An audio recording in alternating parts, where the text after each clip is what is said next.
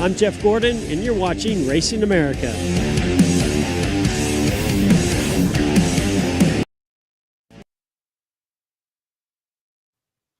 Well, everybody, welcome in to your favorite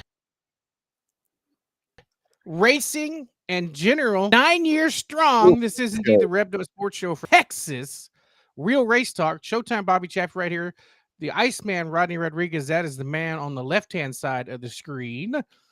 Hey, partner, it's been a crazy couple of days. Did you get your new helmet? Did you finally get it? Got a helmet, man. Got a helmet. Already dropped it. Already has a scuff. Already has a scuff in there. I just realized that we our first guests are waiting in the waiting room already, and one of them is probably not going to be happy about me having that Texas Longhorn helmet. So we won't even bring that up here in just a little bit. Well, we don't know why I thought her dad liked the Longhorns. I don't know. We don't have to go down that road. I don't think it's going to be something very. I know she's an Aggie because she told me in Victory Lane. Are going to be an Aggie. Let me tell you something. I am invested in Tarleton State, which is in the Aggie system, and actually the kid that graduated from there, that's getting her master's now from there. Before that, she was at UHV, which is now U8, which is now Victoria A&M or something like that. So I guess I'm part Aggie too, man. I guess I don't dislike them. I mean, I love them all. I love them all. Well, almost all of them. Well, no, we got a great show tonight, man. It's started to cool down. I had very early sports talk duty this morning at 7, and I mean I'm usually up by then anyway. I mean I'm always up by then. I don't sleep in very much, but it was like it stayed dark until about 7:20, I think it was. We're supposed to have a cool front coming in, so it's supposed to rain. Yeah, I know. I had a tea time set up that I had to cancel. So yeah. They're like, you get a day off. You get don't do anything work related on Wednesday. I said, all right, I'm going to go swing the sticks. Sure as hell, it's going to rain all day. Of course, right? I don't know. Well, one guy said it was, and one guy said it's not. So I guess it may half-ass do it like normal. Yeah, there's always that. There is always that. And yes, absolutely. The Davis ladies are coming up. I always say Davis girls because they're always about this high to me. So that's we're going to talk to them here in just a few minutes, probably about 5 minutes out. But season finale coming up at Cotton Bowl Speedway. And that's the cool thing about the Davis ladies is that they obviously are the trophy presenters, the trophy ladies there. I did not call them trophy queens. I said there trophy you go. presenters. And that's where, no one corrected me, so I'm assuming it was okay. Yeah, and that's a weird thing. Back in our days, it was trophy queen. And now, I mean, queen is very flattering, I think, but it's one of those things where I'm very careful how I use those terms now because I sure as hell don't want to piss anybody off. That's not in my goal thing. We try to be socially responsible to do the right on the thing. show. Trying to do the right thing. But yes, so we have them, and it is Ladies' Night. It's Ladies' Night. Oh, what a night on Tuesday, live here on Revved Up is coming up at 7:30. The newly crowned. We can call her, I guess, queen of the Texana factory stocks, Caitlin Leonard. So it's like we've got the powerful women on the program tonight. That's some powerful ladies in the house tonight. Women's good, I guess. Got no problem with women, ever. So, yes, very good stuff. But before we dive into all that, so did you hear the big news today? The Mike Gundy news? Oh, I don't know. I read that apparently, let's see where it's at. Oh, yeah, Chili's is going to redo their skillet queso. Skillet queso. Come on, man. You got to leave that stuff alone. I'm a queso connoisseur, and what we've got pulled up right there, the chips and the sauce and all that's really good. But then you add that skillet queso, as we say, is just exceptional, man. Leave that alone. This is a marketing ploy, dude. They learn from the Cracker Barrel, I think, on this thing. I think so. Is my video fine? I had like 2 messages saying that my video was behind. Oh, I see you. Yeah, I see you. Maybe a Wi-Fi thing.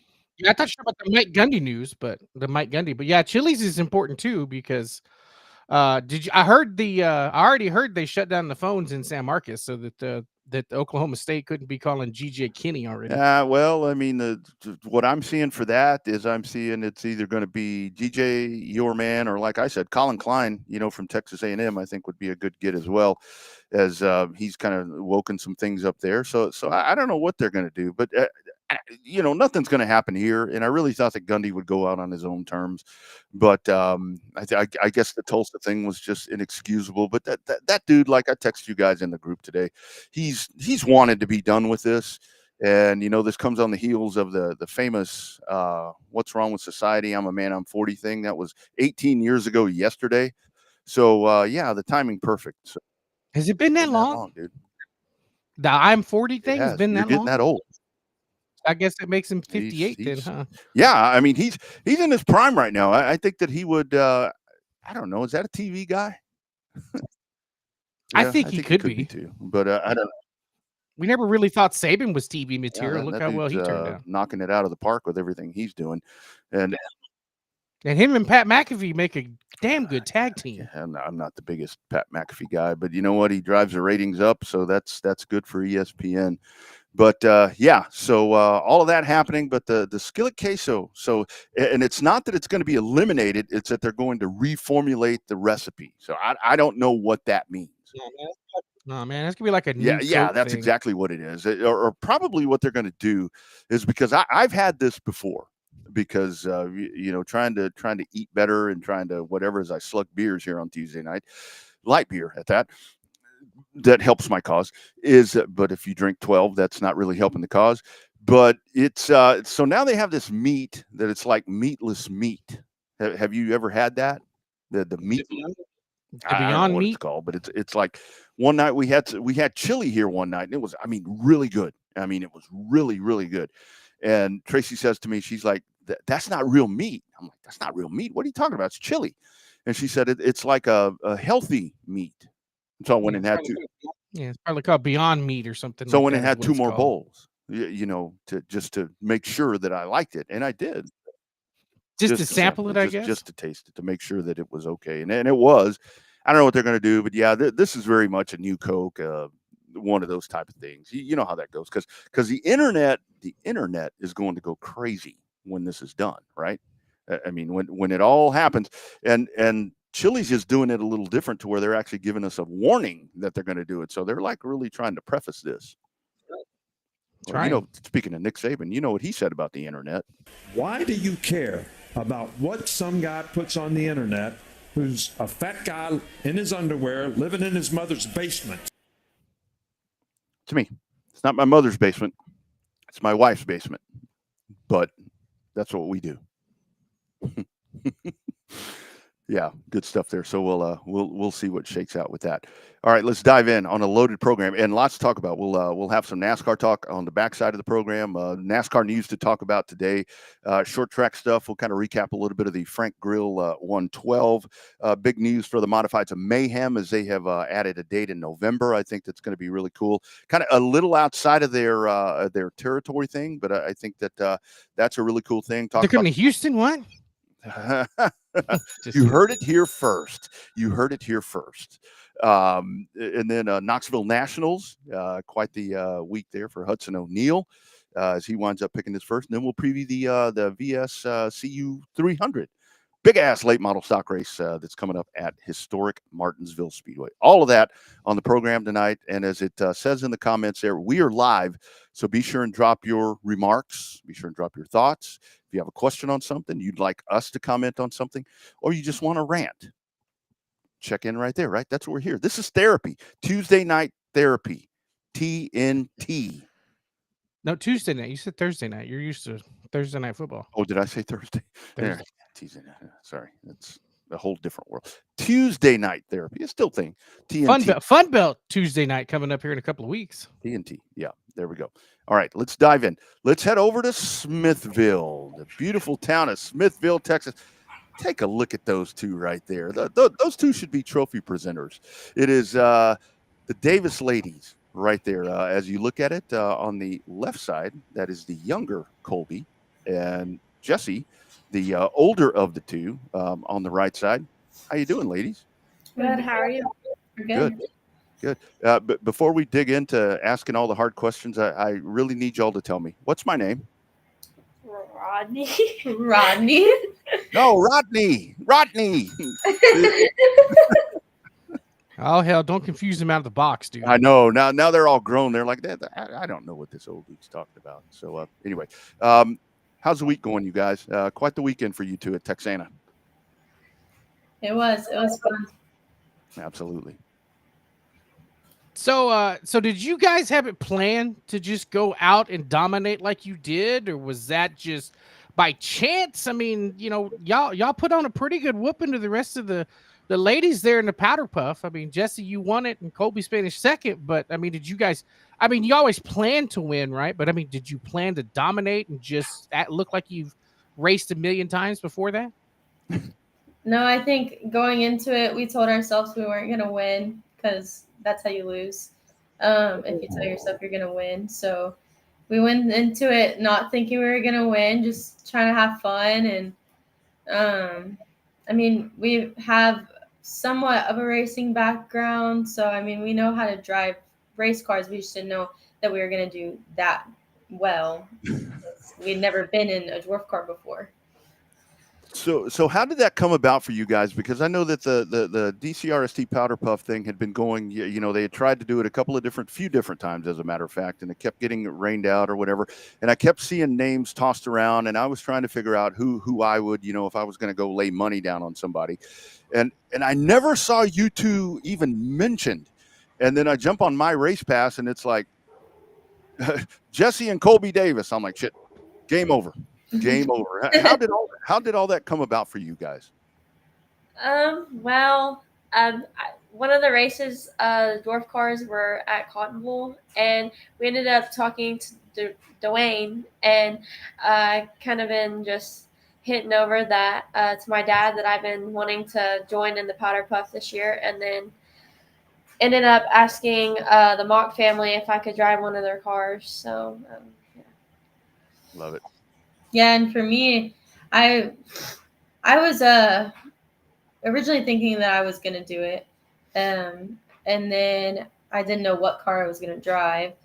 I had a friend that came to Cotton Bowl, and he was like, "Are you going to drive my car?" And I was like, "Yeah, sure." And I planned to drive that car, and then he threw in the towel last minute because it wasn't going to be fixed by the time the race, and then we announced to everyone that I wasn't going to be driving, and so I wasn't originally going to do it.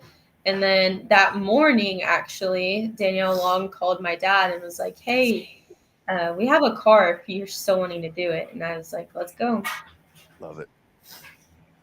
So how does that track compare, or how does being on the track compare versus driving the go-karts in the backyard over at the homestead over there? Because obviously it's two different things. I mean, you guys were just getting faster and faster, and Danny posted some of the pictures of you guys racing go-karts back in the day and all of that on the family homestead. So, I mean, did it fit your expectations about going from the go-kart all the way up to the dwarf racing the full-size racetrack?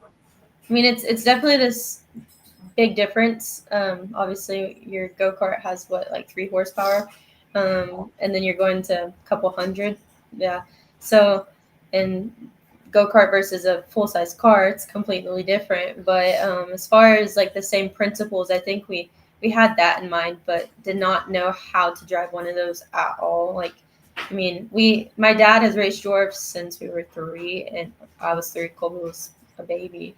And so I never really like drove it. And then a couple of years ago, he had one, and we just drove it on the driveway. Like, just the only thing we knew how to do was let out the clutch, but we never knew how to race one. Well, that's the most important part when it comes to those cars. So talk about that part. I mean, as the cool people say, I've been knowing your parents for a long time, and you guys as well. So I remember the old pictures of the old green number 7 and so forth with all of that, and you guys. Whether it be some type of go-kart or whatever, I mean, you guys, and I think a lot of this, it was both Danny and Tammy, to where they were like, they put you guys behind the wheel of stuff, and it's like, just get in there and drive. Kind of talk about that, because you guys, the driving is nothing new to you two ladies. Well, I definitely will say like driving, like getting out there and just kind of getting put in the car. It definitely is a change from going from go-karts in your backyard. You definitely have to know like more on how to control the car and the feel of the track and knowing more of the people around you instead of just one other person racing in the backyard with you. But um, it's definitely a big change and very addicting, and just you have to watch out for a lot of things and watch in front of you and not only know just what you're doing but everything else around you. Mhm. And yeah, Rodney, like you said, the driving dynamic hasn't been very different for us because my dad's had race cars. We've always been put behind the wheel of something, like you said, but nothing to that like magnitude. I would say like it wasn't ever that fast or that big of a deal. It was more like you're just doing it around here. It wasn't like we're doing it in front of hundreds of people. Exactly.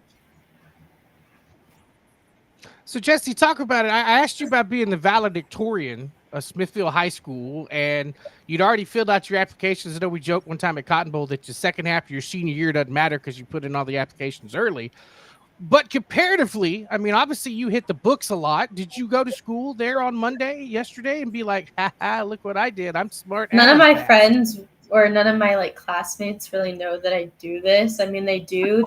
They know that I'm the racing girl. They've been the race car girl at my school, but they don't know the extent of it. I don't think because they don't keep up with it and they don't watch it. So I've tried to get a lot of my friends interested in it, and they're just not. So I mean, that's fine too. But yeah, I went to school and like I mean, a couple of them of my closer friends asked me how it went, and I told them I won, but they didn't know like how big of a deal it was for me. Like, so I mean, they just were like, "Oh, you won, good job," and I was like, "No, like it was fun, like it was." And they don't really ask too many questions, but yeah, I didn't really try to talk about it too much because they don't really Yeah. care.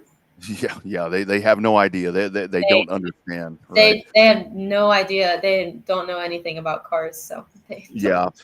And Colby, so for you, I know because when I was trying to get this scheduled up with the folks, I mean, Tammy was like, Colby's got something. Colby's got volleyball. I mean, there's all this stuff going on. Let's talk about you. I mean, you being the younger one there. Jesse's path is kind of set there for her moving forward. So let's kind of talk about you. What all are you doing outside of racing? Because you ladies are quite busy. You youngsters have a lot of energy that I wish that I had. Right now I am playing volleyball for the high school, Smithville High School. I'm on the freshman team, and that's all I'm doing out of school right now, besides trophies at the track. But yeah. Yep. I had a game tonight against Belleville. We didn't win, but other than that, yeah, it's pretty much all I'm doing out of school right now at the moment. Yep.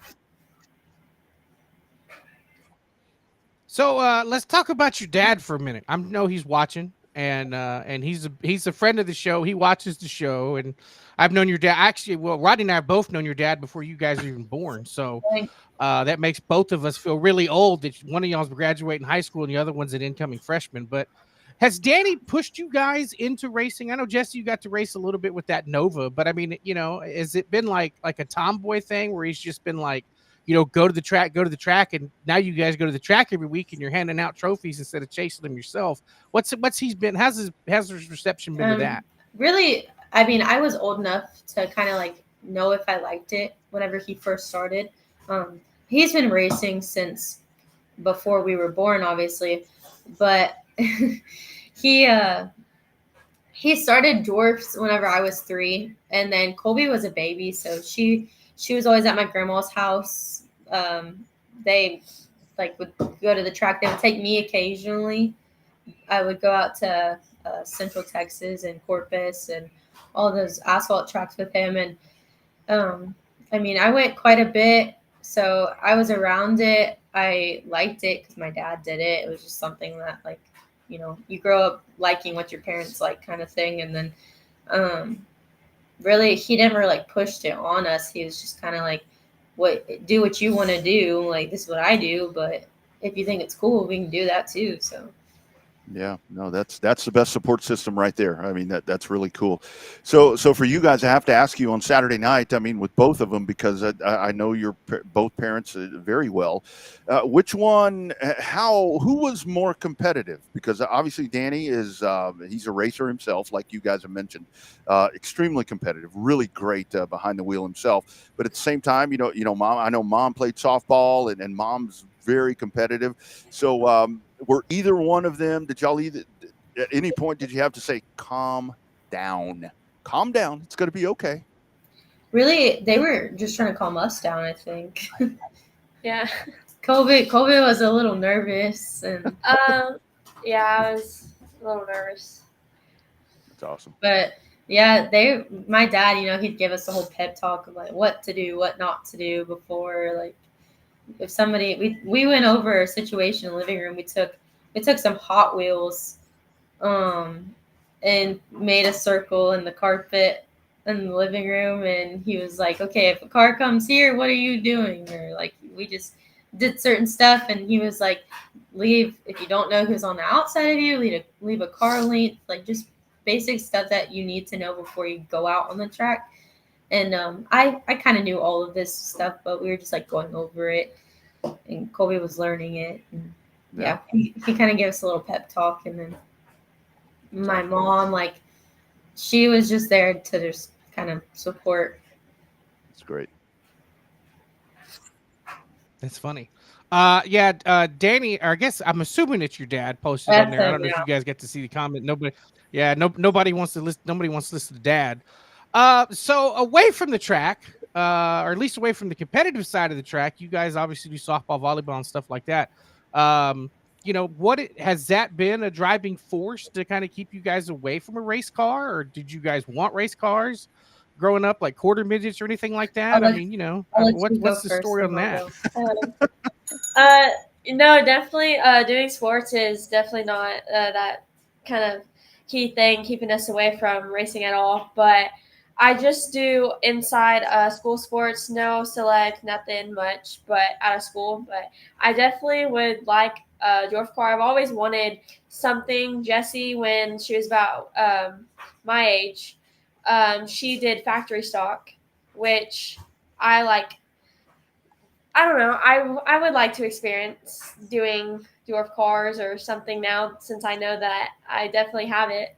But yeah, I've always enjoyed doing go-karts or anything like that, but never really. I've been starting to beg my dad a lot more ever since that Texana race. But Nice. I've got an old fat boy car. Come get it. It's in the way. For me, I mean, softball was something that I grew up around too. I mean, I played t-ball since I was 3. I have played pretty much every year since, and I played select for like 4 years or so. I played on like Texas Glory and just the smaller teams like that. And then I played select volleyball. And then whenever it was time I had so many things going on and I wanted a race car, my dad was like, okay, you have to choose. You want to do volleyball, softball, or race? And I chose to race. And so that's and then I stopped all that stuff and I play high school ball, but I don't play select anymore because racing kind of took that away. So. Yeah, no, totally get it. So let's talk about the other part. Like we said, I think our banner here says exactly what the story was, that you guys traded the sashes for trophies this past weekend. So let's talk about that part. So you guys, the presenters there at Cotton Bowl Speedway, kind of talk about that part. So you guys had the driving suits on this past weekend, but again, you got the finale, regular season finale coming up this weekend there at CBS. Typically, folks can find you guys there all dressed up to the nines and doing that job. Kind of talk about that job. You guys, it kind of keeps you in the middle of everything, and you just kind of sit there, be pretty, and hand out trophies. Kind of talk about that job. Yeah. So at first, it was just me doing it because I Marianne had text Marianne Nauman. She's, y'all know her, but for those who don't, she runs the track at Cotton Bowl.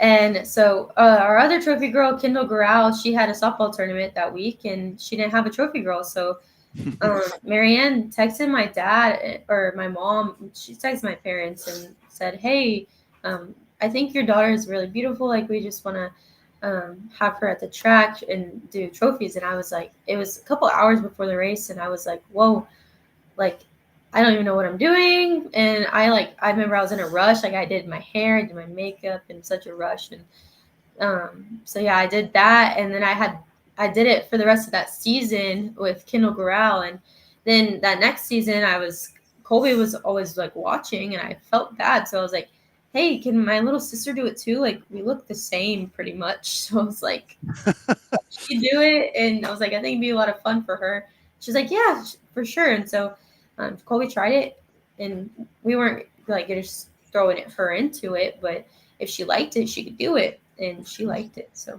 you can tell her about it. Yeah. Jessie asked me if I wanted to join doing trophies with her. So I ended up trying it one weekend. And at first I wasn't so sure because I wasn't too all that little kind of dressed to impress kind of thing.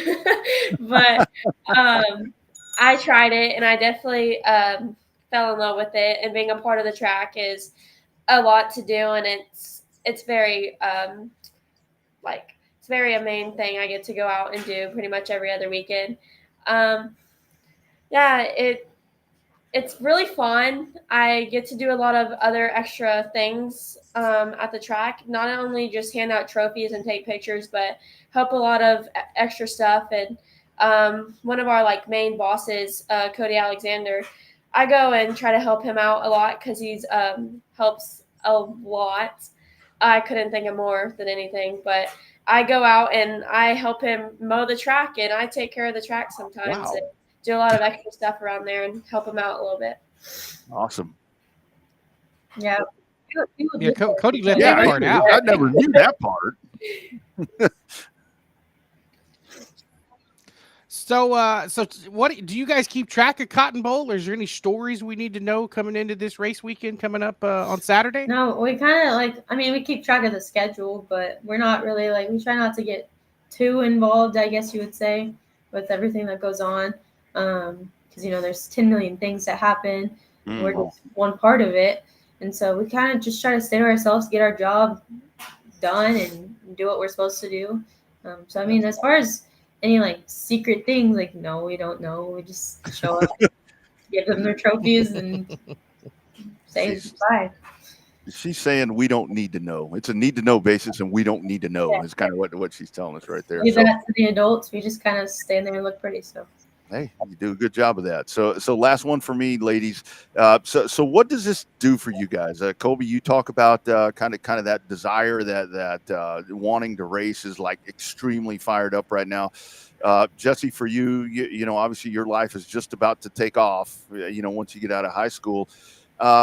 What happens next? Is this going to be a thing to where I know this takes a lot of money, and your dad and your mom, you guys have always done this out of pocket. Is this something that's really going to ignite that fire for Davis Racing again to maybe hopefully you two blondies are going to be on the track here a little more often? Maybe not just in specialized races like we saw this weekend.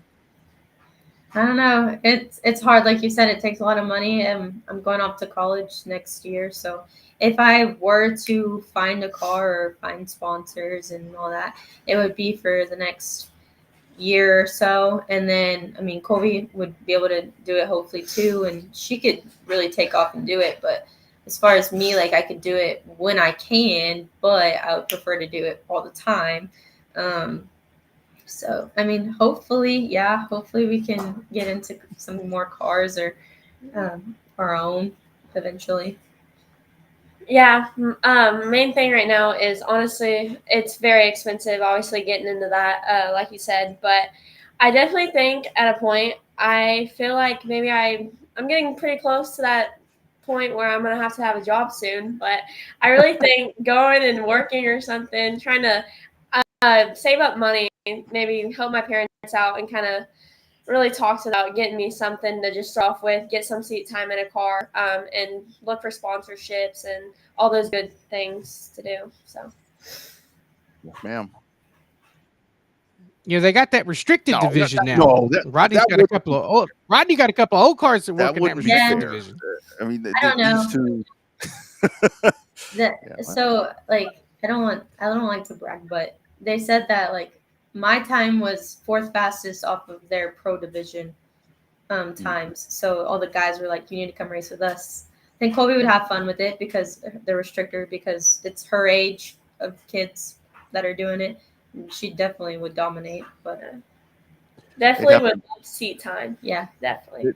They'd have to move her up. They'd be after one race. They'd be like, "You need to move up." maybe. They'd be like, "Okay, you're too good." Yeah, absolutely.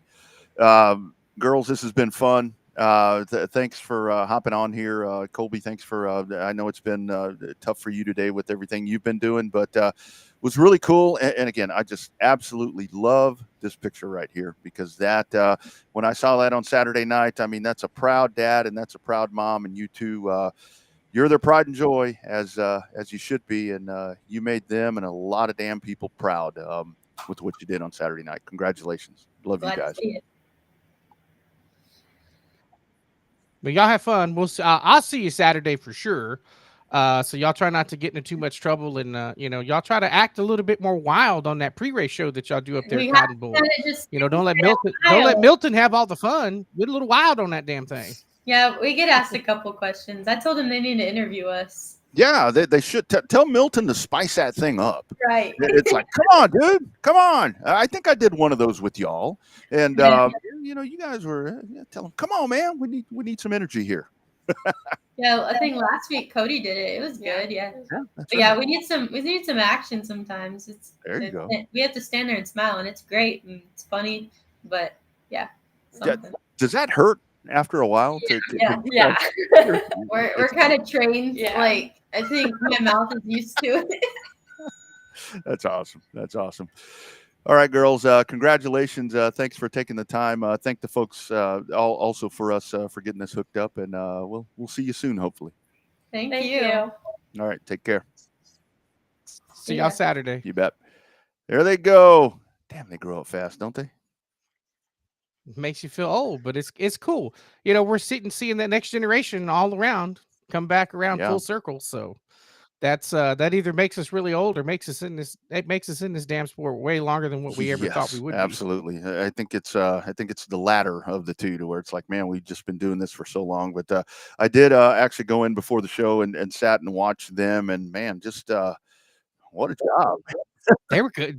Jesse was kicking ass. That looked like a seasoned veteran out there. And Colby, when I saw Colby driving, when I saw her on the My Race Pass thing, I didn't know that she raced. I mean, I'm not surprised. Well, I guess she hadn't before this, but I wasn't surprised at all. But shoot, man, you talk about like a fish to water. That was very impressive by both of those ladies. Great job by them. Friends, before Caitlin Leonard is coming up as we continue ladies' night here. Now the champion at Texana Raceway Park. She will jump on here momentarily. But before that, the official apparel provider. I just realized that I've got the wrong shirt on. I just grabbed a gray polo, but this is one of the other brands. So if you're looking for Revved Up shirts, if you're looking for Bobby Chaffee shirts, if you're looking for Dirty Air shirts, if you're looking for your favorite driver shirts, it's probably taken care of and probably available from our friends at On Demand Shirts in San Antonio. Take a look at their work right here. You've probably seen us all over the racing world and doing a lot of racing designs for events and race teams, but we also do a lot of stuff from small boutiques in small cities all the way up to Fortune 500 companies. Your brand deserves to be seen. We print on more than just shirts, hats, jackets, bags, and much, much more. Custom corporate branding starts here.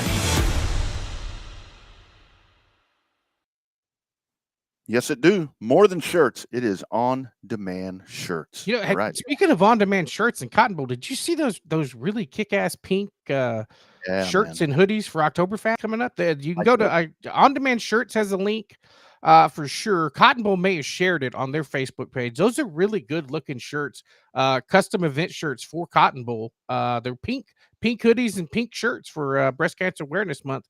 Long time supporters there at Cotton Bowl Speedway with the with the Oktoberfest and breast cancer awareness. Yeah, absolutely. So get your hands on that stuff. And I definitely want to get one of those, because that's one, even if I can't go to the event, I always like to have one of those just to be able to wear it and represent, because it's a special cause, and Marianne and H do a great job with just making that the forefront of so much of that event. So yeah, ODS doing a great job being a part of that. So let's hop in over here and check in with the champion. Take a look right there, as now we go a little bit further south. I tell you, it's like we're going to spoil our audience, because it's like, what are you guys doing with pretty ladies on here when we have to look at you guys all the time? Here is your 2025 Texana Raceway Park Factory Stock Champion. Let's welcome back to the program. Been a little bit. It is Caitlin Leonard. How you doing, ma'am? How are y'all? Doing well. So let's for you. We'll talk about the championship. We'll talk about all of that good stuff. Let's talk about the season. I mean, because for you, it's a lot. I mean, with Cody out and about and doing everything that he does, you've got to work on the car. You got a lot of folks that are working on that car. But for you to dive back in full time in a factory stock, just kind of talk about 2025 and how it all came about to get to this point. So Cody gave me a car like the one I had before. So we talked to them, got it built, had help from everybody, my dad, everybody helping me. And I really wasn't going to run for points until halfway through the season. I looked at points and I was in the lead. So I told Cody, why don't I just run for points? Since I'm in the lead, I've never got to do this. My dad hated running points because you always had to go to the same track every weekend. So we have not been able to travel much. So we decided to do that. And the last couple of races, we were so stressed out because one of the races, the motor broke. So that hurt me in points. And then one race, somebody spun on the last lap. So I hit the brakes. I didn't want to tear the car up. And I had like 6 people pass me. So sucked in points that night. And this last Saturday night, we worked every day that week, put new shocks, put new springs, did everything to make this car faster for this night. Because if the second guy that was in points, if he would have just passed me once, he probably would have beat me in points with that 1 point. So we were struggling all night and scared and nervous and anxious because I wanted a points win really bad, just once. So It was fun. Yep. Well, it started a little rough for you there in that heat race, knocking the nose off that thing. Talk about the anxiety after that, because that had to be pulling your hair out after that rough heat race. Yeah, so I was nervous when that happened. I was like, seriously? And so that guy actually came up to us and apologized. And Cody told him, he was like, she's running for points. So that really, we were scared that it hurt the car really bad. And he had no idea. He said he's only raced a couple times. But it was nice. He came and apologized and offered to help us if anything was wrong, but nothing happened. Luckily, Cooter came and I was pulled off the heat race. He was already there with his welding truck and welded the bumper back on and got it back and rolling. So, Caitlin, how hard is that? I mean, when you get into points things, and it's one of the things that my dad always taught me as well. It's like we're not going to get into point stuff, and we did. I mean, we did, and it kind of talk about that part, because it really is it's a balancing act, because you actually want to go out and do as well as you can. At the same time, maybe you're a little apprehensive because you're looking at the big goal. But kind of talk about that. Did the incident in the heat race, kind of knocking the cobwebs out of you, did that kind of reinvigorate you? Because in the feature race, you drove that thing right to third place. So kind of take us through all of that. So in the heat race, after that happened, I thought something was wrong with the car. It was not steering right. I was mad, so I was driving even harder, blowing the tires off. I was like, come on. So I was nervous, but then the feature came. We changed, I think we changed the spring, and that was it. And on the start of that race, the car just drove, and I was like, what the heck? And it stayed on the right rear all night and was fast. I've never had a bite like that before with that car. Mm-hmm. So are you running to Cotton Bowl? Did you convince Cody to let you go? Did you change the rear end like you talked about doing to run Cotton Bowl on Saturday? I'm trying to convince him still. We have all the kids this weekend, so it's kind of hard to all of us load up. So I'm trying to convince him for us to just all go, because I want to race there at least once this year. We tried to go that rained out, and then Oktoberfest he'll be working, so I don't want to go up there for a big show by myself. Yeah. So I do want to ask you about. Let's kind of talk about. Oops, wrong one right there. Let's kind of talk about. Let's talk about Texana. being the champion right there. I think that it's been. I mean, not that Texana's been a great facility for a long time. And when Owen was there, I mean, did a great job. He and Cord during their time, and now Cord, with Monty and the team, Bobby, everybody that's there doing that. Kind of talk about that part, because that's really kind of the like your family. That's very much a homegrown hometown racetrack, and that really makes you want to go be a part of that program, I think. Texana's actually, I mean, they've updated this facility a lot. It's really nice. It's way nicer than it has been. I like say that's my home track, but I like to travel. I don't know if I just got spoiled with my dad traveling. Like, we were never at the same track every single weekend. So I like to just travel nonstop and just, I don't know, you meet new people and you race with new people. But I don't know. Edna this year has actually been amazing. They're not tore up for once. It's been nice. Mm-hmm. Yeah, it does have that unique home style, and Cord's definitely put a lot of effort in the off seasons to get that place up to some incredible standards. And I think people are noticing that. The racers are noticing the commitment, and the fans are noticing the commitment. I think everybody's starting to pay off down there. With all the infrastructure changes. In terms of, like, when you're deciding where to race, what is the main thing for you? Is it distance? You said you like to travel. So do you like just put, tracks in a hat and yank one out and say, hey, we're going to go here this weekend, or we're going to follow money? How did you guys determine which one you're I going like to follow money once we get the car 100%. We were supposed to go to that 30,000 race, and we decided not to. Well, we were actually going to go, but then it rained out, and it ended up on a points night for Edna. So we were like, let's just run points. We didn't really want to do money just yet until we get the car 100%, because we've had problems all year with it and have not figured out until this last race. I think we finally figured out there's still more improvements that we want to make this week, but I don't know. I like to run hot. That's one of my favorites. Boyd, I like a lot. So it's just when we can, when Cody's home, whatever dates those are. So it's kind of hard. So let's talk. I'm sorry, Caitlin. So let's talk about that part, because there we go. Talk about that part, because for you, this is like the second part of your career. You started out. I mean, you're extremely young now, but you started out and you raced for a while, and you did. I mean, you did some major traveling. Kind of talk about some of those places, kind of outside of the regular area here that you've done. Took a little bit of time off, and boom, here you are again. So kind of talk about that, because you. Again, while very young in years, you've been doing this for quite a little bit. Yeah, there was, I can't remember what year 30 to 40 was just that year. We traveled. My dad finally would let me travel with my brother and him, and then he actually let me travel. We went by ourselves, just me and him, and it was nice because he was like, I'm not taking this with Cody because he makes the money. But when I did really good in Boyd. I went from last to second or third and didn't even know it. And he's like, well, I guess I can probably start taking you places. But I like all the tracks. I love Cottonville. I think they have the best facility out of all the tracks so far. Louisiana was one of my favorites at Boot Hill. Everybody was nice, came up and talked to us. And there was really no dirty driving. I mean, I just like that town. I mean, everybody would just come up and talk to you and introduce themselves and help you and ask who you are. And that's what I like. I like people coming and talking to each other and helping people. Yes, ma'am. So, Caitlin, we you and Cody talked about it a little bit after the races were over. We were talking about that where Texana decided to do the guaranteed $1,000 to win factory stocks, and we were kind of wondering why more factory stocks weren't coming.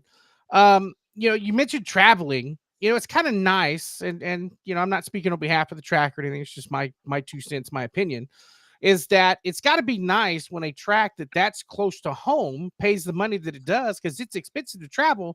And some of these races that you're going to, I mean, you're only paying a couple $100 to win, and it takes you, $400 or $500 to get there from as far as South Texas as you are. So talk about the availability to run close to home for a good purse. I honestly forget that it's 1,000 wins since we haven't had no good luck. But when I got third this past Saturday, I looked at everybody and they're like, oh, how much you win? Just $100? And I was like, no, $300. And they're like, what? For third place? I was like, yes.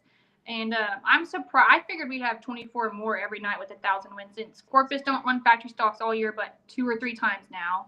And 37 was running the Fireballs versus factory stocks. So it wasn't, they should travel more, I would think. And I think it's just hard to get more people just in Edna. I mean, 105 has their locals that always stay there. And I don't think Cotton Bowl was racing, so I'm surprised a lot more people don't just come down. Mm-hmm. Yeah. That that's the thing. It does seem like in the South Central part that folks are very devoted to their tracks, and I get that. I mean, I totally get that. So for you guys, we kind of talked there about Oktoberfest. I know Corpus has a couple of big events left. Obviously in December, you know, with the big event there. Anything else on your radar that you're? I know it depends on scheduling and kiddos and all that. Anything else that you're planning to hopefully be able to get to, or that may already line out that you'll be able to get the 9C down to? So for sure, we're going to run the Clash. And then I think we're going to make both Corpus's big show. I think they have 2 this year. So we have not ran Corpus at all this year. So I'm kind of excited to try out the car there because we have not been there all season. Yeah, it's awesome. I don't know. So what's been your most memorable moment so far this year? I mean, you want to travel, but what was it? Was it Saturday, or was there another night that's most memorable for you for 2025? No, I think this Saturday was the most fun we've had. I mean, after I got that whole day, I was like, no, I don't want to drink nothing. And after I got the car Saturday, I was like, Cody, get me a twisted tea. I want to celebrate. I love it. I love it. All day, like sick to my stomach, nervous.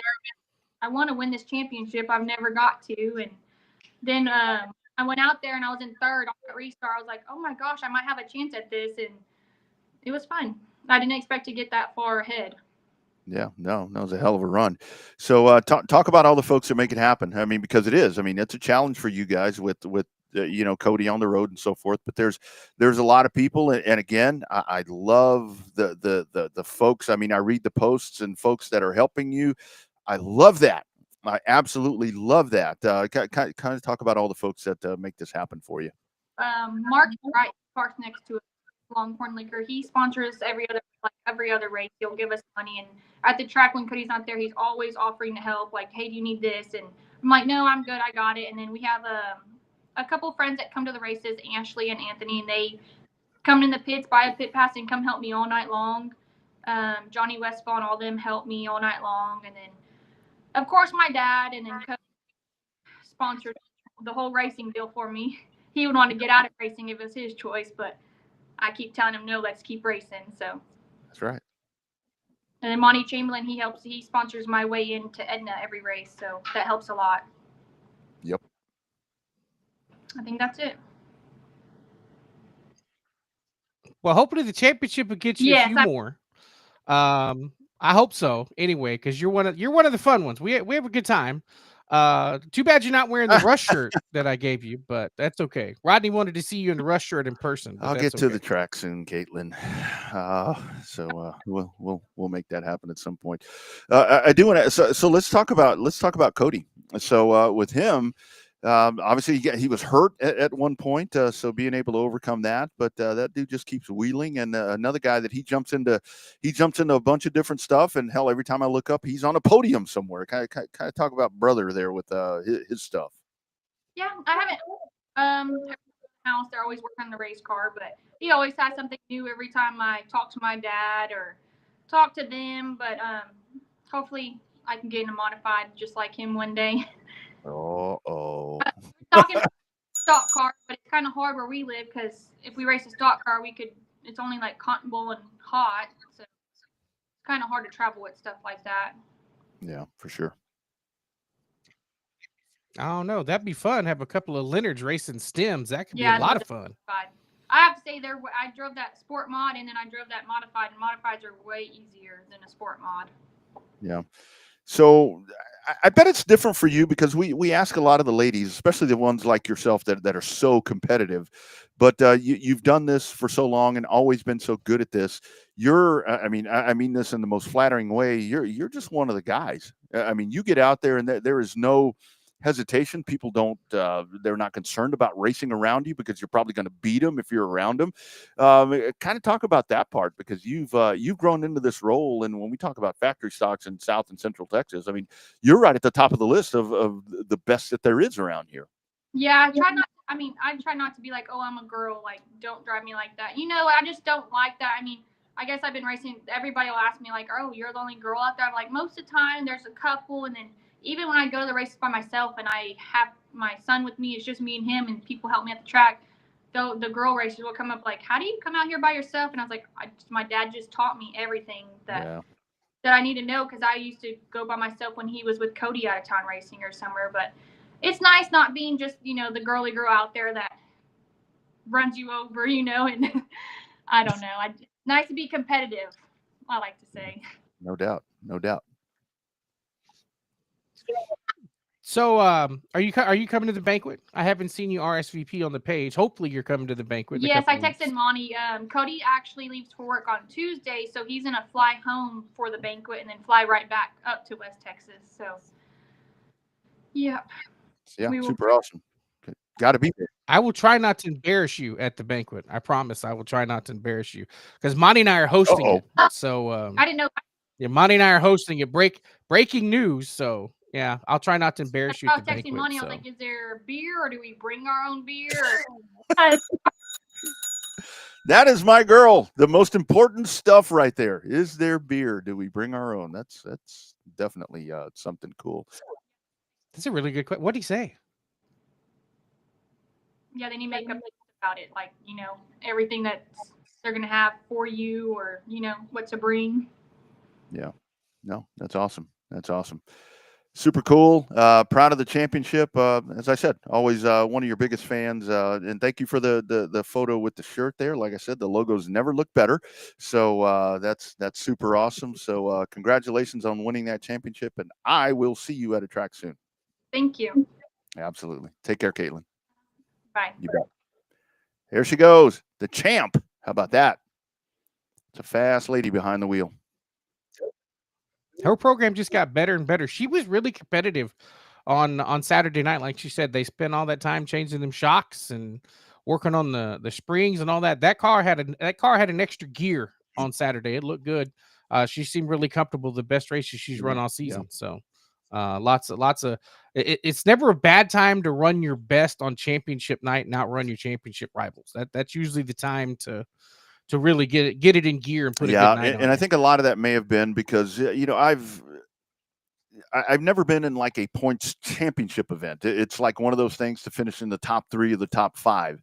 And I know that's a lot of apprehension. That's a lot of distraction, that's going to happen right there. So it may have been to where that incident there, at the beginning, when you knocked the nose off and kind of knocked the tail off and all the different things, to where maybe that was a little bit of a blessing in disguise, to where it kind of loosens you up a little bit and kind of, to get out there and just do your own thing, do what's gotten you to that point. And she did. She had a hell of a drive in the feature, and track champion at Texana. That's it's pretty damn impressive right there for that young lady.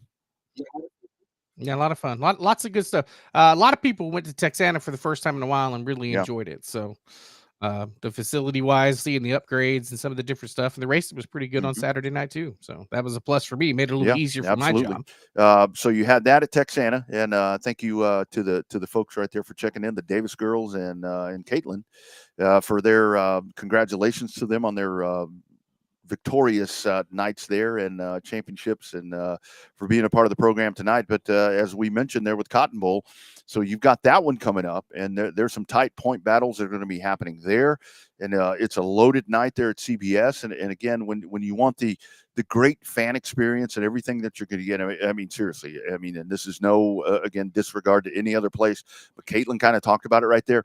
That is, when it comes to fan friendly, when it comes to atmosphere, when it comes to facilities, CBS, that I tell a lot of folks when it's like, I want to go to the dirt track for the first time, I'm like, go to Cotton Bowl. I think that you will totally enjoy yourself there, because it's a place where you roll in, and it's very fan friendly. So they've got a big one coming up on Saturday, and I think they're going to have a pretty marquee night that's going to be going on there. It could be a lot of fun. I'm looking forward to going back out there. A couple of times I was headed out there and it started raining and they had to cancel. So, just the way that Mother Nature works. So it's gonna be fun going up there on Saturday. I'll probably be up in the tower helping H. Championship night. He needs an extra set of eyes. So I may be an extra set of eyes for him as long as Lauren lets me stay up in the booth. because I don't know how to score. So she leaves and H is in trouble. So H will kick me out before he kicks her out. For sure. That's for sure.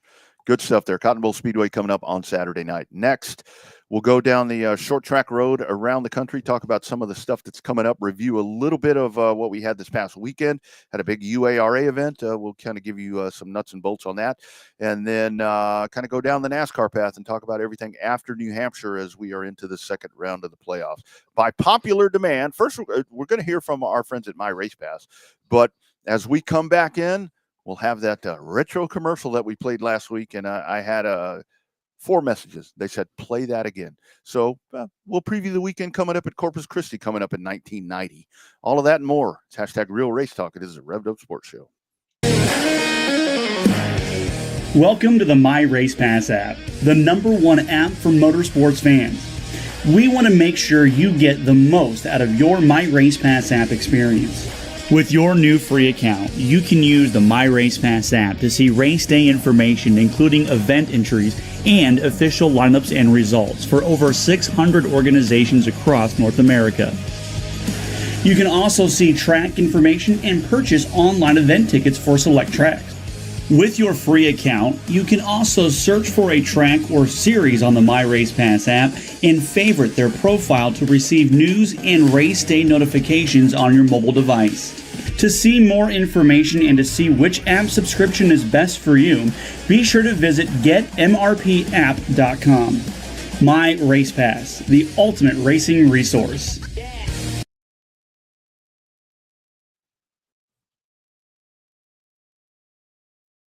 Let's go racing! Saturday night, Corpus Christi Speedway opens its 1990 racing season with more cars, more stars, more thrills, spills, and chills than ever before. South Texas' best drivers battling wheel to wheel and door handle to door handle on the high-banked asphalt in pure stocks, modified stocks, and those high-flying super stocks. The best oval track stock car racing in Texas. Gates open at 6, time trials at 7, races at 8. CC Speedway between Agnes and Bear Lane on Plateau Road, Saturday night, Corpus Christi Speedway.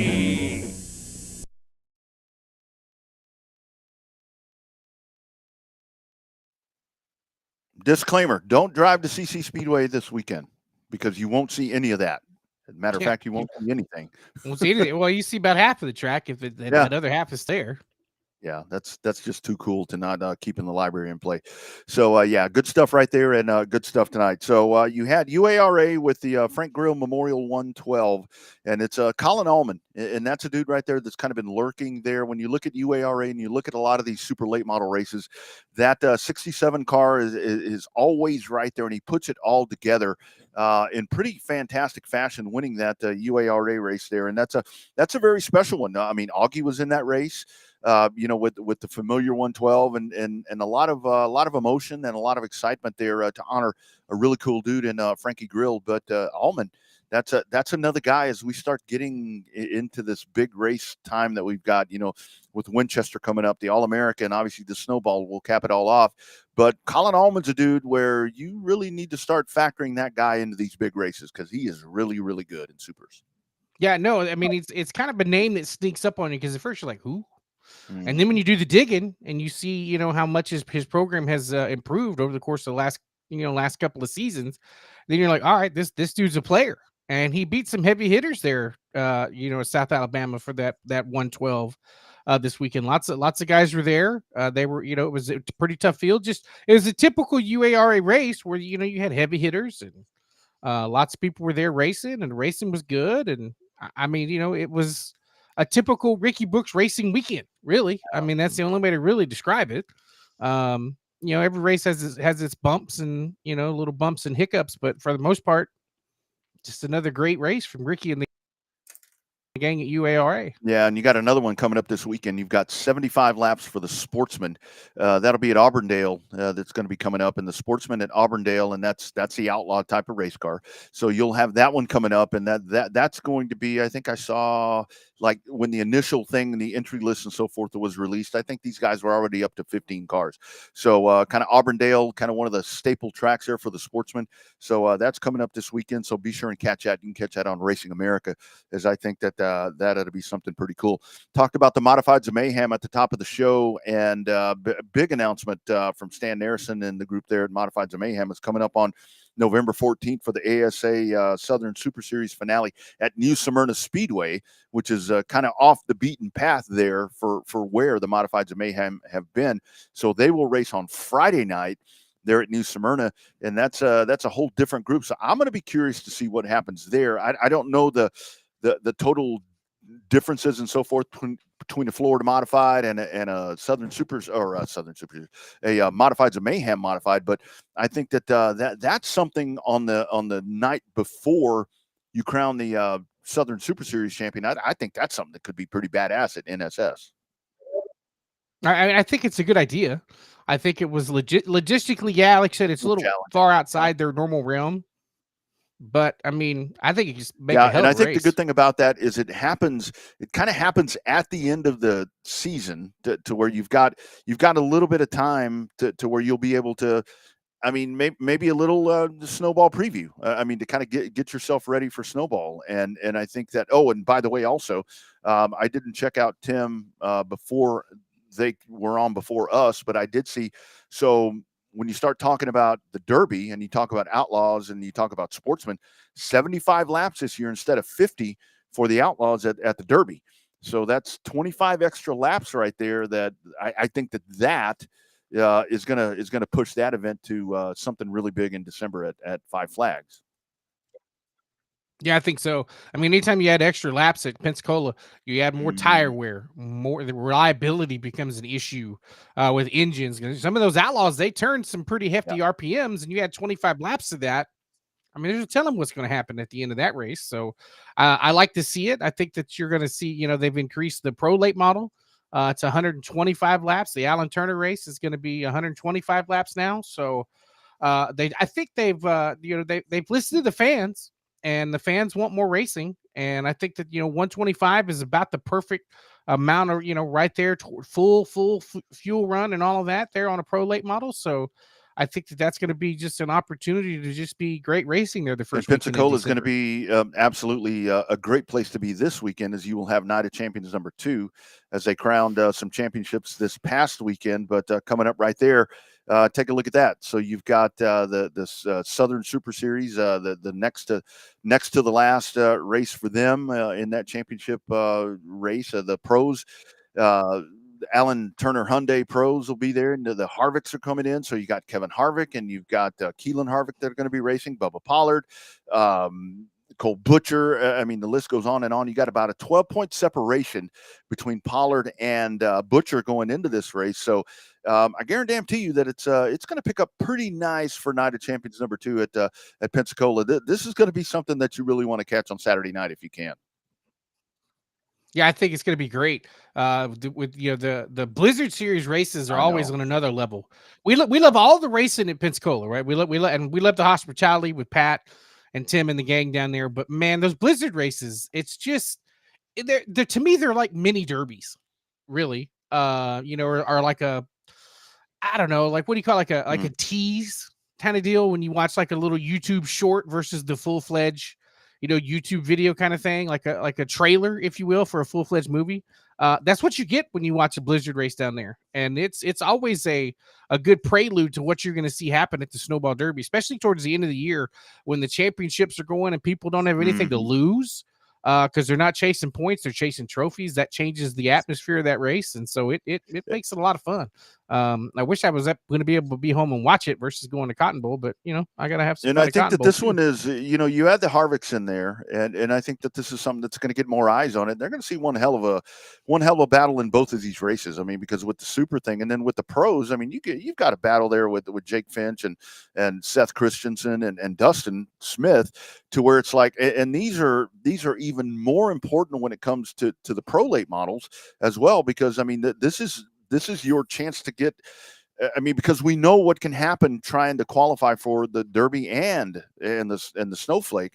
I mean, these are provisional spots that are on the line right here for these guys to get into the 125. So that this is going to be a drama-filled night as you kind of set the platter for the supers to finish off, at the finale right there. And then you have a loaded cast that's coming in for this with the added stuff. And then the pros, it's this is going to be something really cool to watch this weekend at Pensacola.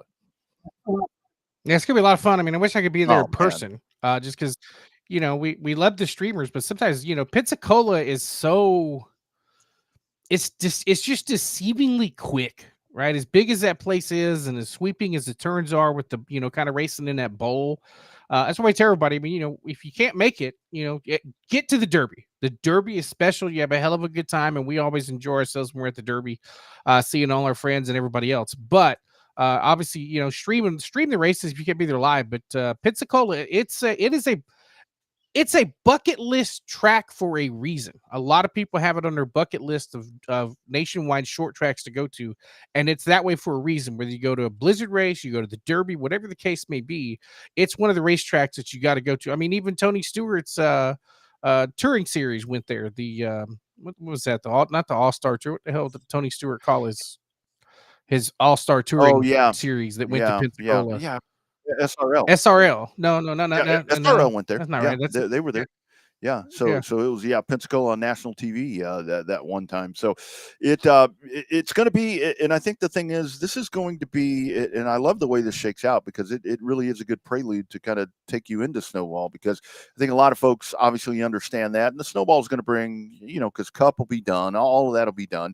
You may see Noah Gragson, a bunch of these different guys that are going to be able to make it out for that one, but I think if you have one hell of a show on Saturday night with everything that's going on there, that's really going to stack things up to where you get a lot of momentum going on. And oh, by the way, I think that, and again, this year the cooperation there that we've seen between Tim Bryant and Eddie Shoemaker over at Mobile has just been great with everything that they've been doing. Got a call from Eddie Shoemaker last week, and he's like, "Man, I need you on October 4th.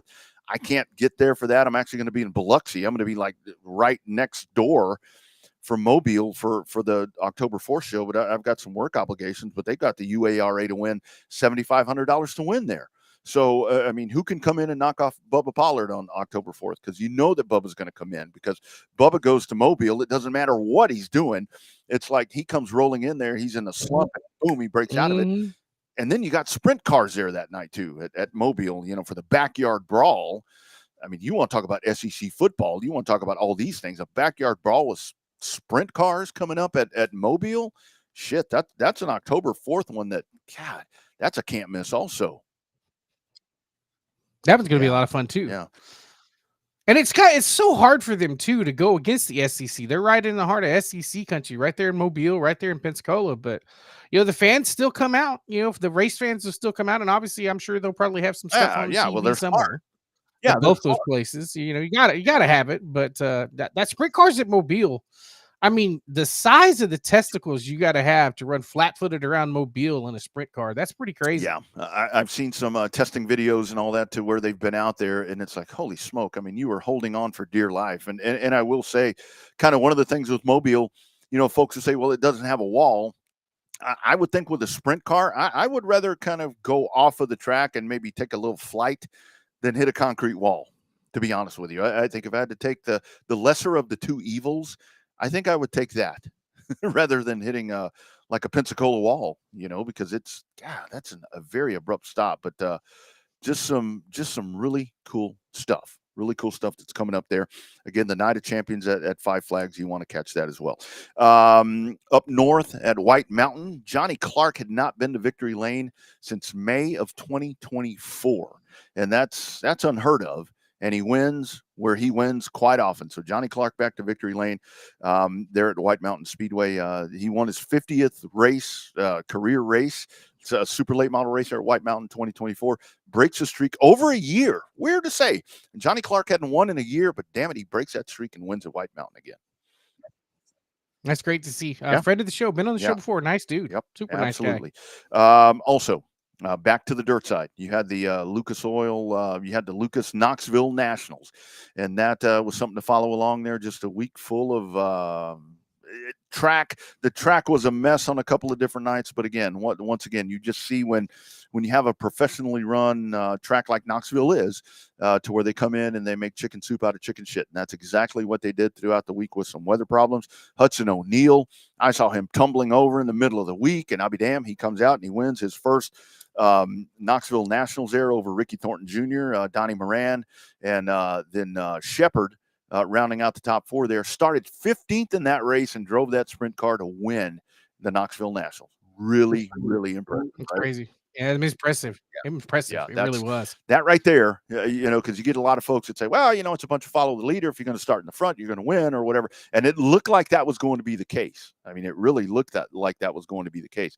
But that's what I love about the dirt, the Lucas Oil late models, is that's not necessarily because the races are long. I mean, these races are so long, it kind of turns into an asphalt thing where it kind of stretches out and not a whole lot's happening for a while. But then you get to the end, it turns into a Donnybrook, as they say.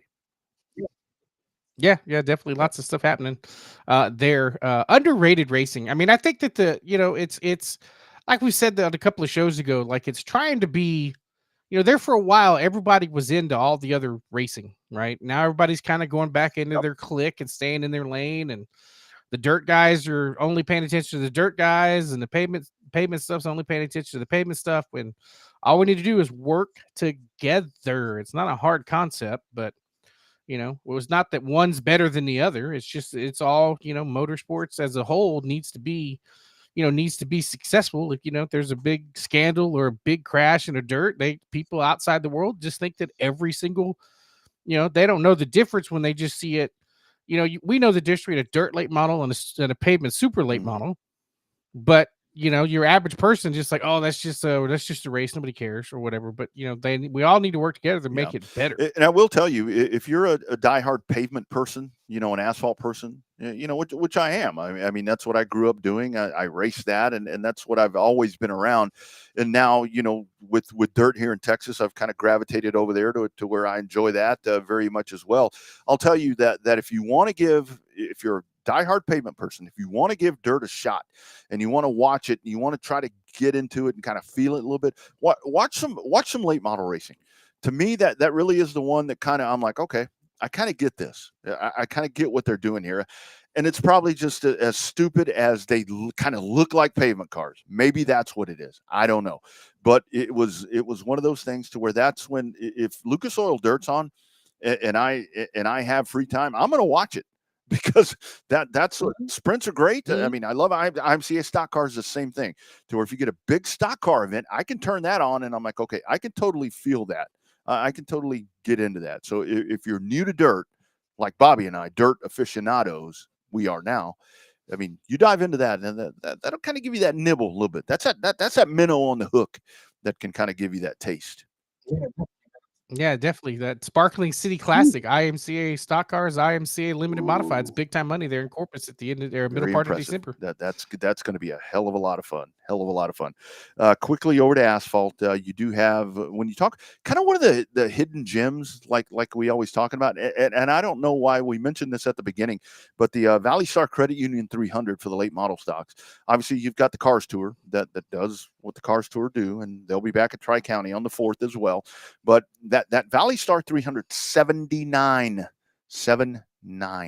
are entered for that coming up this weekend at Martinsville. My man, that's homegrown. That's homegrown racing right there. Well, we always say that a race is important when NASCAR talks about it, and when our buddies over at SiriusXM talk about it.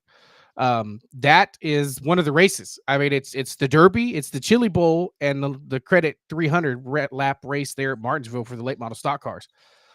You win that one, you're in an upper echelon of notoriety there. So that race is going to be a lot of fun, and it's free to watch over the air as long as you have a smart TV, either on the Tubi app and or the Roku TV app. As long as you can get access to the NASCAR channel, you'll be able to watch that race on Saturday night. I'll tell you, night. Conversely, if you're a dirt track fan and you want to try to get that asphalt feel, asphalt boring, whatever you may think, watch the late model stocks, because kind of what we're talking about there, or what I'm talking about with dirt late models and IMCA stock cars, when you watch the late model stock guys, you will see them absolutely wheeling those cars, because I mean, you still have the chip, you still have all of that stuff, but you will see these guys just driving the piss out of those cars, because there's not a lot that they can do to them compared to a super late model or a pro late model or any of this stuff. So that's kind of the variable there of the two, to where you comp them.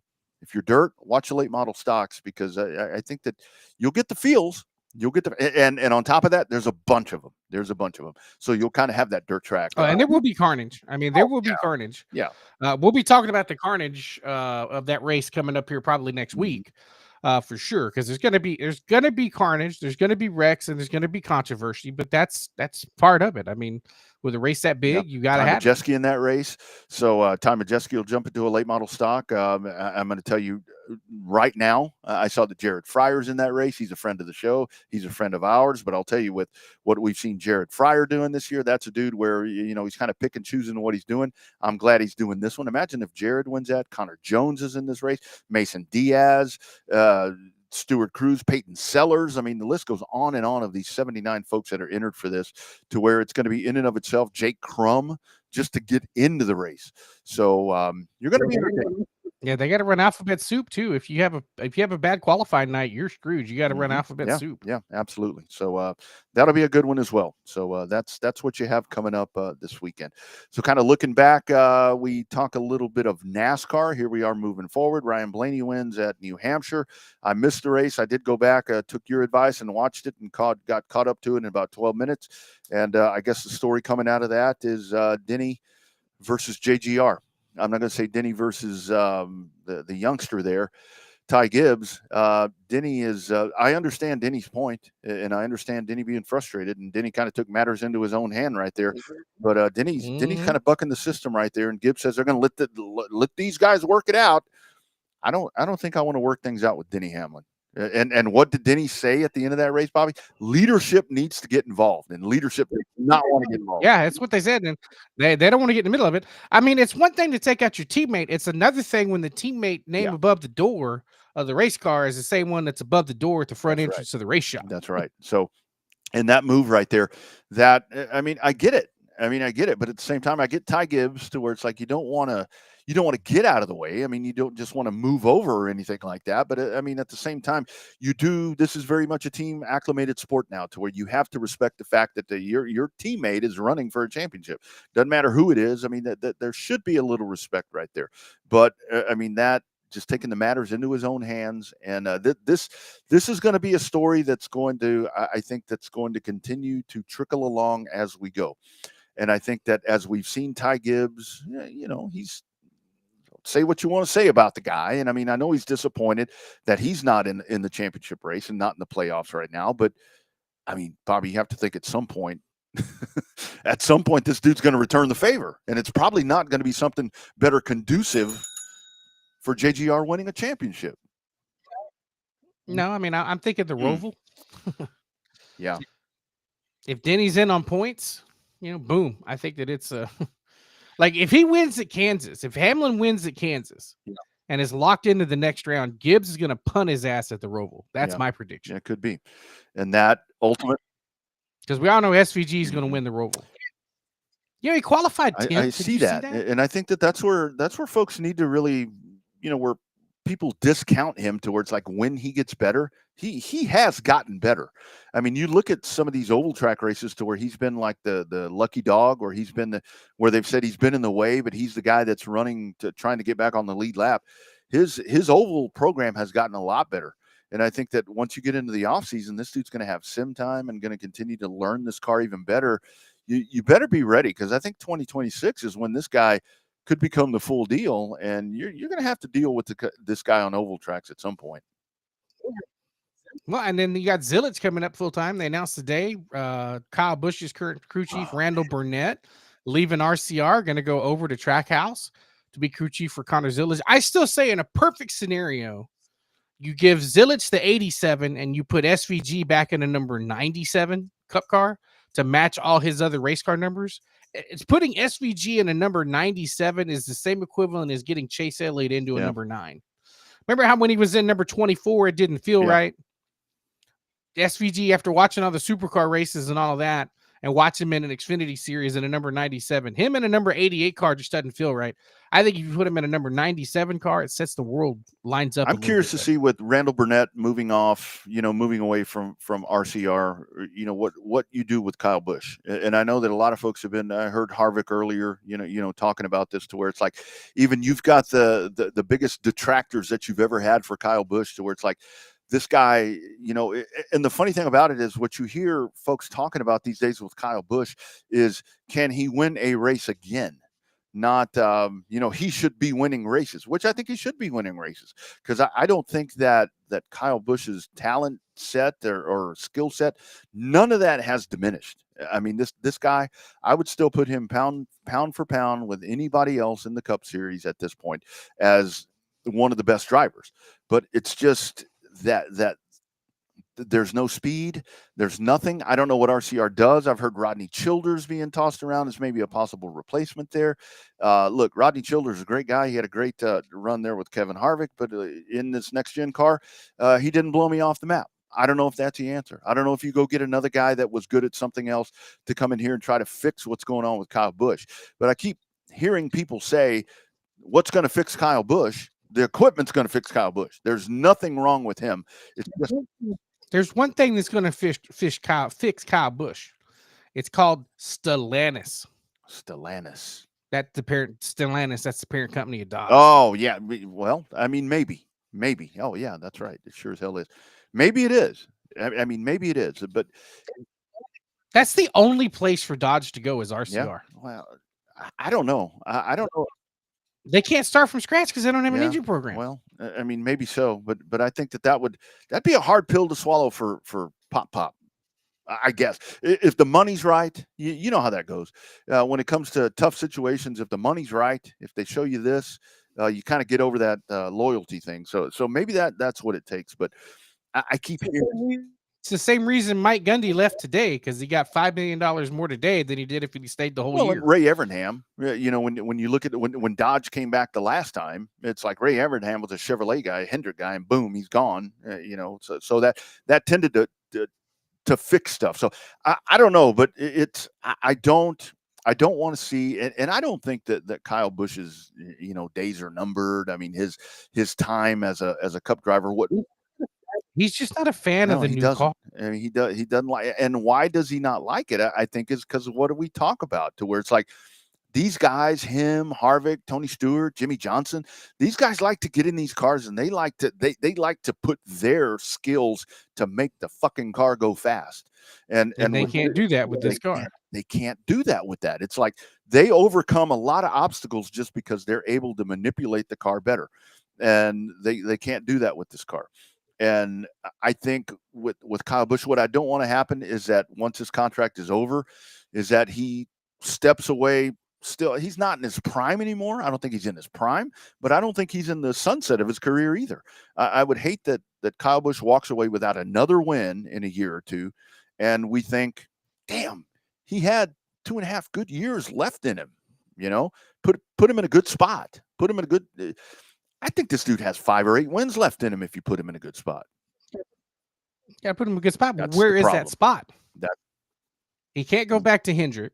He can't go back to Gibbs. He's pissed everybody off. Ain't no room at Penske or Wood Brothers, right? So that's counted out. Really ain't no room at Trackhouse now that Connor Zilic is there.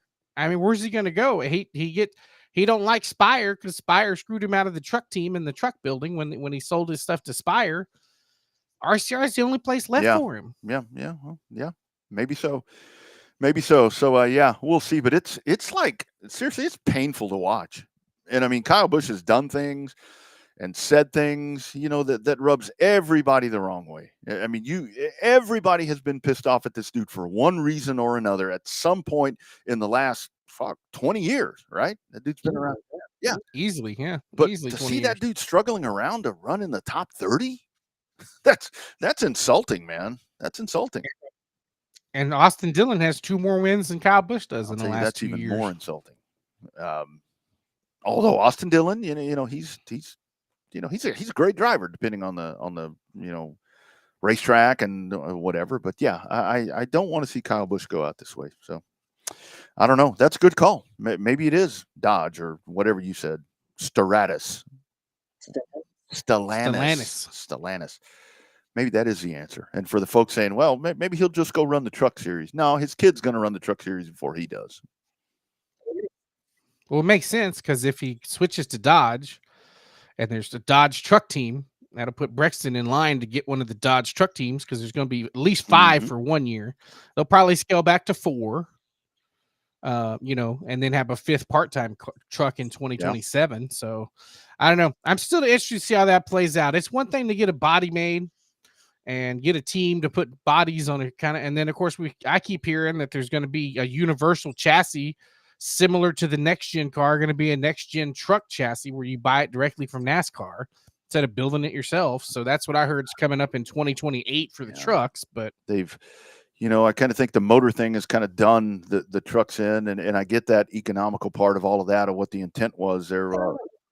They know economical. There's $75,000 a piece. And this is where I go back to the Busch series is really the one. I mean, if you want to, hopefully they leave that one alone. Leave that alone. You'll have the Busch series bully and all the rising stars and veterans in that one. I mean, that's where you're going to get the best, entertainment watching this. But give these cars some horsepower, turn these guys loose, and just let them go. Because I think if they really did the horsepower thing to where they open up the horses on these Cup cars, Bobby, especially the way that they handle, with the way that these cars are built with suspension and the different, other than the damn with trailing arms or whatever the hell gets bent on them all the time, I think this is something where if you just let them go, open up the horsepower. Can you imagine this car sticking like a magnet with that kind of horsepower? That's problem is they suck because they're all so close together. I know. But you give them take away some downforce. That's an easy fix. Not going to cost the teams a whole lot of money to kind of change up the body just a little bit. Take away a little downforce, add in a little horsepower, scoot the number back to the door. People won't bitch as much. There's not enough quarter. That's the problem. There's not enough quarter panel. I know, but that's the problem. I think people are so caught up in that door that it when you look at when you buy the special edition diecast, because I have a bunch of it, when you get like the Hendrick 40th anniversary, it's all next gen cars, but the door, the numbers are in the middle of the door. Looks great, looks fine, it's awesome. I think because the numbers have moved, your hardcore fans are still pissed off that the number got moved forward off the door, that it draws too much attention to a car that sucks. Move the door number back and people won't think it sucks as much because it's going to look like a regular Cup car. I just don't like I was saying last week, I just don't like the fact, and again, you don't want drivers hurt, you don't want shit tore up, you don't want any of that. I just don't like that when these cars crash or when these cars get together, it's like they bounce around, they spin out, they hit the fence or whatever, and then they just kind of bounce it and they drive off. And it does. Look like you break a toe link, break the rear toe link. That's about the only part that really gets bent up on these cars. Look, I totally get they take a beating and all that. The driver safety is the number one thing. But man, when you have something that's somewhat resembles a good crash, I want to see some bent sheet. Well, these cars aren't sheet metal. I guess that's the problem. They're built to avoid all that stuff. But it really does. I feel like I'm watching EA Sports. To where it's like a hell of a crash and boom, it just spins around. And then that's the other part too. It's like when they bend the toe link, it's like, they go driving into the pits and then they get under there and it's so easy to fix. Who was it, Larson, or who was it the other day that they bent a toe link and the wheels all bent out of shape and it's stuck up in the exhaust and they go limping in the pits and boom, 2 seconds later they go driving out. It's like nothing ever happened. And you got a scrape on the car. It's like, man, come on, man. That's like playing NASCAR on Xbox or easy level. Yeah. Easy. Yeah, level. man. I win all the time on there and I hit the wall every lap. So anyway, I don't know, but we'll see. So where are they this week? That's how in tune I am. Kansas. Yeah, Kansas. That might provide some good racing. I think that maybe we get a good one out of that. So we'll see what happens. Kansas, and then the Roval's the cutoff. And then they go. And you get the crazy stage, right? That's Talladega. Yeah, you get Talladega's in the middle. Talladega, Martinsville. Yeah, there's one other one in there. That next stage, I think, is when shit gets all out of control to where it's like that. That's really gonna shake stuff up. Vegas. Oh, Vegas. Okay. Yeah, just Kansas is next, then the Roval. And then Vegas, Talladega, Martinsville, and Phoenix. Yeah. So we're almost done. Well, and the whole thing is, if Joey Logano catches fire and does it again, and he's looked better, he looked good this past week. If that dude does it again, it's going to be a 4-time champion, and then maybe the point system gets changed. It's changing. It just depends on how they want to do it. It's changing. It'll still probably be 10 races, but it's changing. Absolutely. I've heard 3, 3, 4. Yeah, I think that's. But I don't know if that's gonna. I just don't know how that's gonna work. But it's better than the one race thing. But you want Game 7 moments. That's how you do it. Big part of me says if you want 36 races, if you just want to run the thing out like we used to, just do that. But you can't do it, and that's where you can't pull the trigger and just be go rolling up in there as a loose cannon, because there's lots of different entities involved right here to where you can't do that. I mean, there's probably a big part of NASCAR, because they do. I mean, NASCAR does listen to their fans, to where I think they probably would be happy with doing that, but you can't. I mean, there's TV, there's everything involved. I don't care what Jeff Burton says. That factors in. You have to have that drama, and that's. According to Jeff Gluck, TV told NASCAR to do what they want to do. Okay, well, let's finish out the season on Prime, and I think that maybe that would. I don't know. It's a no-win with this. Last thing I'll say about it. It's a no-win with this, because when you're finishing up the season in the middle of November, like you're doing, you're going head-to-head with college football. You're going head-to-head with the NFL. It damn near takes it takes a lot to be able to get people glued into this. And when people talk about only 1.5 million people, that's a lot. That's a lot of people that are watching. But it's just really hard. The season's too long. There's too many races. But again, they don't ask us that. They don't ask us that. As long as they come to our backyard a couple of times a year, I'm good with it. I just need them here. That's the whole thing. That's the whole thing. Good program tonight, man. We had the ladies. That's fun. Yeah, we had the Davis girls. I saw that they posted the Davis girls in their little banner. That's what I called them. That's what I called them. I've always called them. I've always called them the Davis girls. So if they say they're the Davis girls, I will continue to call them the Davis girls. Then we had the Queen of Texana, factory stocks, and that is Caitlin Leonard, the brand new newly crowned champion queen of Texana. So a night of queens right here. Rest of the week, my man, what you got hopping? Just trying to stay caught up with all the normal stuff. Working on some new Halloween decorations. Got my woodworking bug fired up again to make some Halloween decorations out of some wood, and then heading up to Cotton Bowl on Saturday for their championship night, and then Sunday going to watch Kansas. Hopefully it'll be a pretty good show, and then catch up on all the stuff from Pensacola and some of the other races there at Martinsville and stuff like that. But so I have a question I was going to ask earlier and get the opinion, but I forgot, and I thought headshots. Are we supposed to smile in a headshot? Because everybody says that headshot I posted on Facebook, I look too fortunately, I don't have to do those anymore. Actually, I did have to do one, and I'll be doing another one in December because my face is different than it was a year ago. So, and they specifically told me, they're like, show some teeth. And I'm like, my teeth are bad. They're like, we can fix that. I'm like, okay, great. So I think that I needed to smile I think it depends what I know. In my real estate time, when I would do headshots, I'm not a big smiler in pictures when it comes to headshots like that. And I was told by a photographer, it's like, look, you're in the customer service business. You need to smile because people want to feel your energy and they want to feel that you are genuinely a happy person. And I'm like, but I'm not. I'm either pissed or depressed. And she's like, well, you need to get over that for about 5 seconds because I need that. So yeah, I think you're supposed to smile. We're doing some for the sports stuff. And I don't know exactly what the extent of that's going to be, but yeah, I think you should. Yeah, I did see you probably need to smile a little bit. So in that second one that you posted, was that did you do that one yourself, or was that an Allen? Oh, the one that I posted on my sister's comment there? Allen Iverson picture? Or yeah, all of them were. Shit. That wasn't a pro photographer? No, that was all AI, buddy. I didn't know Allen. That was all off my phone, off of a selfie with I a didn't know tank Allen top. Iverson was that talented, man. I thought you. Yeah, I took a selfie with a damn tank top. Next thing I know, I've got a business. I'm wearing a suit and a Where nice the hell dress office shirt. was that? I told them to make an office.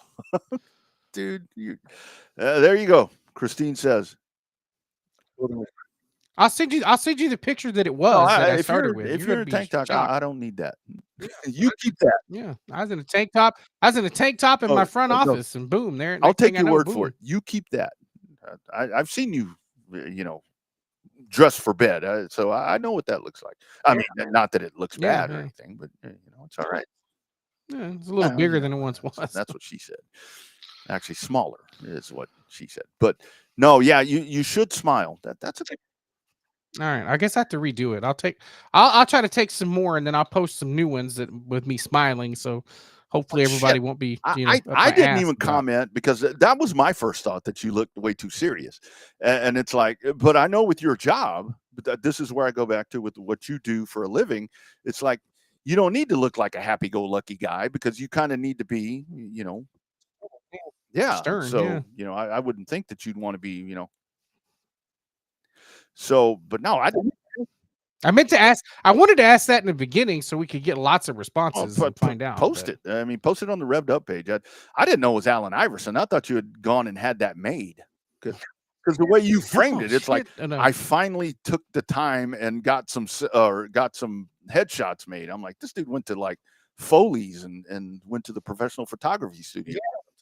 Yeah, it took about 2 minutes on my AI app on my phone to do it. Nice. Well done. Well done. That's pretty cool. Yeah, smile a little bit. Done.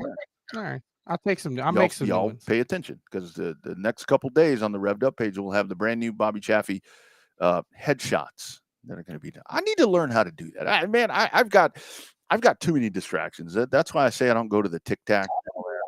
I don't even use the Chat GPT. I use the Google one. Chat GPT. I'm too cheap to have the fancy ass account, so they want like $25 a month for the fancy ass one, and I ain't paying $25 a month when all I do is make a bunch of fake ass pictures. That's what I'm talking about. Remember the donkey ones I showed you with the Revved Up one that said we're back? I knew that you did those with Allen Iverson, but this one here, seriously, dude, I thought you went. Yeah, I thought you went to like Glamour Shots or something and had that shit done. Yeah, no, that was all wonderful AI. That's what I'm talking about. AI. We're gonna have to on a Tuesday night. We're gonna have to have you teach us a course on how to do that, because there are a lot of folks that I think some people get a little carried away with filters to where it's like, they'll take pictures and they're like, hey, I was out and about on the town tonight and I took a picture holding a beer and whatever, and I'm like, okay, well, where are you? Because that ain't you. When they start doing filters and all that, it's like, somebody took a picture of me one time and they put a filter on there. I'm like, okay, no, where's my gray hair? Where's my wrinkles around my eye? Oh no, it was there. Yeah, they put the gray hair in my. They still cut the gray hair. I did see that. That's why I thought it was real. Because it looked. I mean, your hair is the way you typically wear it. You're well groomed. I mean, you never have. I mean, you may wear a beard, but you don't have all this neck shit that I'll have all the time. But I seriously thought that was like a glamour shot. Damn, you fool me, buddy. I sent you the one with me smiling. Pull it up. See what you think of the one with me smiling. Let's dive in here. All right, where we at right here? Damn, everybody's texting today. What the hell? Oh, look. Oh, all right. Let's see here if we can get that up to the. What do y'all think of that right there? We're going to put that on the page. Yeah, that's a good smile. Look at them white teeth. Man. Yeah. Love AI. Turn the lights off, you glow at night. All right. Probably better stop there because it's getting a little out of control. But yeah, post the new ones. Post the new ones with a little bit of a smile. If it's for work, just not overly zealous. You know what I mean? Firm. Yeah. Firm, straight, stiff, and firm. Yeah. Three things. Yeah. Three things that are great qualities to have. Right there. Yes, they are. And firm. New hashtag. All right, guys. Thank you for being a part of the program tonight. And as we do this on Ladies' Night and end with that shit. But anyway, we'll do it again next Tuesday night, most likely. So be sure and check into the socials. And thank you for being a part of the program. Thanks for all of you checking in. Be sure to like, share, and reshare over and over and over. Need all. Yeah, find us on the YouTube page. Like and share the YouTube page. All right, guys, from deep in the heart of Texas, that is Showtime Bobby Chaffee, the Allen Iverson master. I'm Rodney Rodriguez, the old boring dude on the other side, and we'll do it again next time. This has been the Revved Up Sports Show. Y'all have a great week, everybody.